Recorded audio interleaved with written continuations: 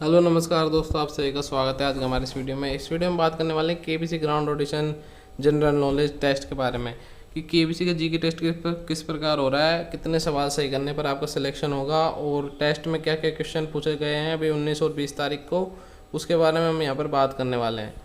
और यहाँ पर जिनका भी ऑडिशन आज है उनको यहाँ पर मैं कॉन्ग्रेचुलेसन कहना चाहूँगा कि उनका ऑडिशन बहुत अच्छा जाए और उनका इंटरव्यू भी हो।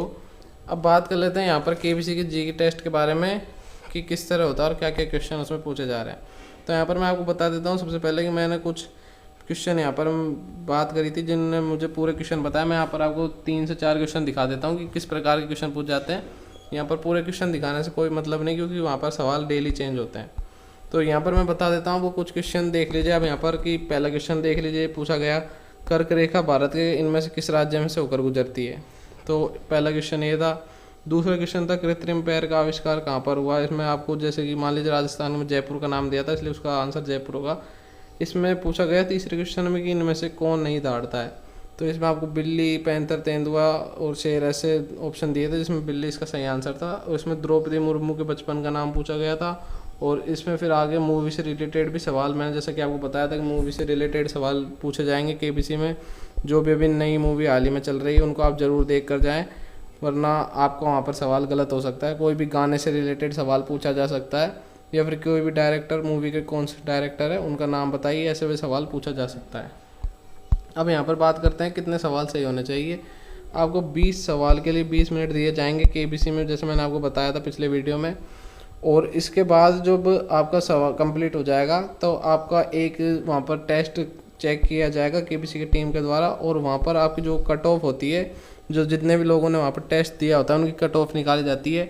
यदि आपके कट ऑफ से ज़्यादा नंबर है तो आपका वहाँ पर इंटरव्यू के लिए सिलेक्शन हो जाता है, और अगर आपके कट ऑफ से कम नंबर है तो आपको वहाँ पर आउट कर दिया जाता है।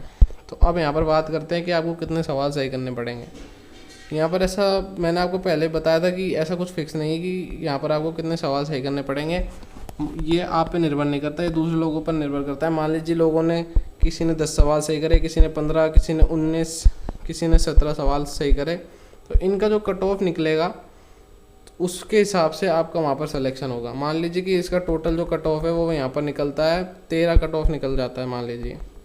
तो 13 से अगर मान लीजिए आपके 12 नंबर ही रह जाते हैं तो आपका सिलेक्शन नहीं होगा। आपके मान लीजिए 13 नंबर आते हैं, 14 नंबर आते हैं, यानी कि 13 और या फिर 13 से ज़्यादा आते हैं, तो आपका वहाँ पर सिलेक्शन हो जाएगा। तो ये फिक्स नहीं है कि आपको इतने सवाल सही करने होंगे जब भी आपको सिलेक्शन होगा, लेकिन आपको कोशिश ये करनी है कि आपको ज़्यादा से ज़्यादा सवाल सही करने हैं, क्योंकि कट ऑफ कितनी भी जा सकती है, फिर कम भी रह सकती है, इसका कोई भरोसा नहीं। क्योंकि जितने लोग जितने ज़्यादा सही सवाल जवाब देंगे उतनी ज़्यादा वहाँ पर कट ऑफ निकल कर आएगी। तो इसलिए आपको यहाँ पर ज़्यादा से ज़्यादा सही देने की कोशिश करनी है।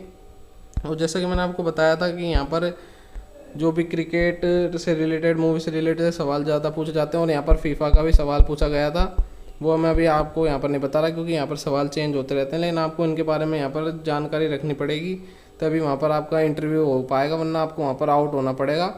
और फिर उसके बाद आपका कोई चांस नहीं होगा केबीसी 15 में जाने का। फिर आपको केबीसी प्ले लॉन्ग का इंतज़ार करना होगा इतने महीनों तक।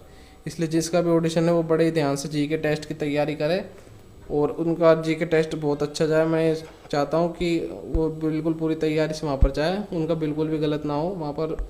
और यहाँ पर देख लीजिए कि आप कई कई जगह पर देख लीजिए 500 की जगह 800 लोगों को बुलाया जा रहा है। तो आप देख सकते हैं कि 800 में से 250-300 लोगों को वो सेलेक्ट करेंगे, तो यानी कि कितने लोगों को वहाँ पर आउट होना पड़ेगा। आप यहाँ पर देख सकते हैं 800 लोगों को वहाँ पर बुलाया जा रहा है एक एक दिन में। कभी 1000 को बुला सकते हैं और कभी कभी वो 500 को बुला सकते हैं, जिनमें से वो 250 से 300 लोगों का सिलेक्शन करेंगे जीके टेस्ट के आधार पर, जिनका वहाँ पर इंटरव्यू होगा। तो यहाँ पर थोड़ा सा कंपटीशन यहाँ पर मुश्किल होता दिखाई दे रहा है केबीसी का। तो इसलिए आप अपनी तैयारी थोड़ी दमदार रखें, जिससे कि आपका वहाँ पर इंटरव्यू हो सके। और फिर आपका जो मान लीजिए आप जल्दी पहुँचते हैं, अगर वहाँ पर 6 बजे, मैंने जैसा आपको बताया था कि आपको जल्द से जल्द वहाँ पर पहुँचना होगा, 6 बजे आप पहुँच जाए तो ये आपके लिए बहुत अच्छा होगा। इससे आपका इंटरव्यू 3 से 4 बजे के बीच में ख़त्म हो जाएगा। और जो व्यक्ति वहाँ पर लेट पहुँचता है, मान लीजिए वो 7, 8, 9 बजे तक पहुँचता है, तो उसका इंटरव्यू रात तक चल सकता है। मान लीजिए किसी का 6 बजे तक शाम को, या फिर किसी का 9 बजे तक रात को, या फिर 12 बजे तक भी इंटरव्यू वहाँ पर चल सकता है। तो आपको जितना जल्दी हो सके वहाँ पर पहुँचना है। मान लीजिए कोई नहीं पहुँच पाता है तो उसका थोड़ा सा लेट हो सकता है इंटरव्यू वहाँ पर हो सके तो आपको वहाँ पर जल्दी पहुँचना होगा। और मैंने यहाँ पर आपको बता ही दिया कि 20 सवाल पूछ जाते हैं। आपको 20 सवाल में से जो आपका जो भी ऑप्शनल सवाल होता है उसमें सही जवाब होता है उस पर सही टिक करना होगा। और इस तरह से आपको जो जीके टेस्ट है वो यहाँ पर कंप्लीट हो जाएगा और आपको कुछ ही देर बाद उसके आंसर मतलब आपको जो भी रिजल्ट है उसका वो पता चल जाएगा। जिनको भी आउट किया जाएगा उनके बारे में बता दिया जाएगा और जिनका इंटरव्यू होगा उन्हें अंदर रख लिया जाएगा और फिर उसके बाद आपका इंटरव्यू वहाँ पर शुरू हो जाएगा। तो ये थी सभी अपडेट्स केबीसी के जीके टेस्ट के बारे में और वहाँ पर आपको कितने बजे पहुँचना है मैंने आपको बता ही दिया। और इंटरव्यू के बारे में जो भी आपको अपडेट मैंने दी यहाँ पर पूरी अपडेट दे दी मैंने आपको केबीसी ग्राउंड ऑडिशन के बारे में। तो अगर आपको वीडियो पसंद आया तो वीडियो को लाइक कर दीजिए और चैनल सब्सक्राइब कर दीजिए। धन्यवाद।